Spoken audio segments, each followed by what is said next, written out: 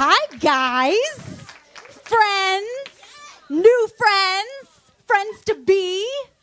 I'm Betsy, and yes, I do work with children. I was always a really good student myself growing up, all A's all the time. Even my blood type is an A+. In fact, the lowest grade I've ever gotten in life is my bra size, which is a B-. But even that might be considered an A+ in some circles, so I still have an unweighted 4.0 life GPA. But recently I've been trying on this edgier vibe, if only in appearance alone. And so what that means is that I have become a straight girl with a lesbian aesthetic. It wasn't really intentional, it just sort of happened. I think that maybe the first step was buying my Scion XB, the Xbox, the box car, you know the one. It's a car made entirely of corners, no? Some people call it the hipster hat car or the brave little toaster on wheels. Some people think of it as a lesbian mobile. I think that it may have been a gateway vehicle. But not a getaway vehicle. I'm not trying to escape sexual advances. I just want to confuse people about who I want to receive them from, right? And then there was the haircut, obviously. I don't know what to say. It really works for me. I love it. I found my look. I just happen to share it almost exclusively with black women and lesbians. And then there are the clothes. Again, I don't know what to tell you. It's just what I'm drawn to these days. But like a good day for me now is when I get dressed in the morning and I check in the mirror and I think, yeah, Ellen stylists would approve. Great work, Bets. But despite appearances, I do like men, and I'm trying to find mine.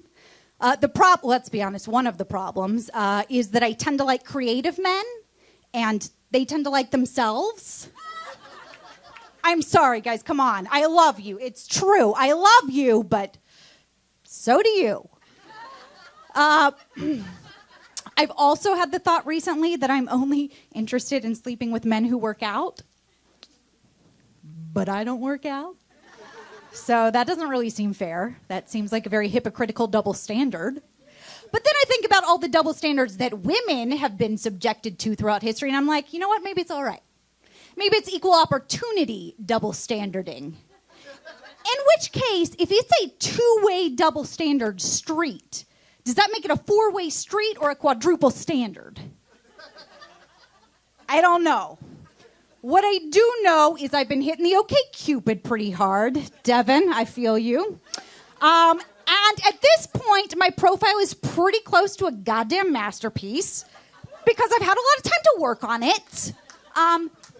But also, it's kind of become the equivalent of like my post-collegiate life thesis.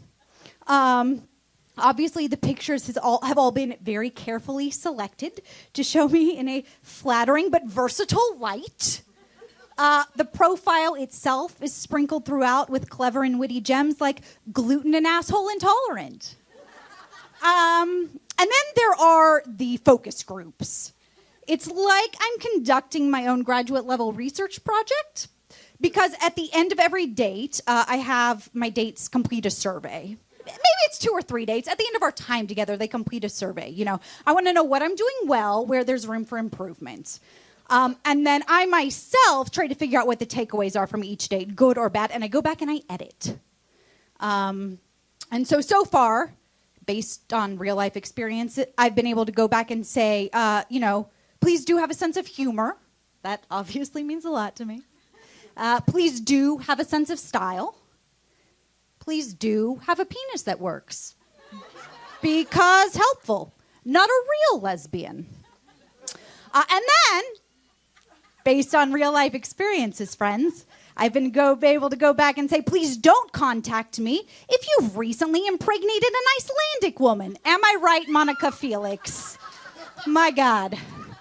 Please don't contact me if you are a Scientologist. Please don't contact me if you can fold a fitted sheet.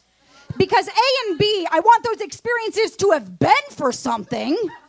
C, I'm not trying to date a goddamn wizard. And D, all of the above, I absolutely want to edit my way to an A+ on my motherfucking OkCupid profile because I'm not trying to break my 4.0 now. I still have a chance at life valedictorian, y'all, and I am not throwing away my shot. Thank you very much. I'm Betsy, and I am out.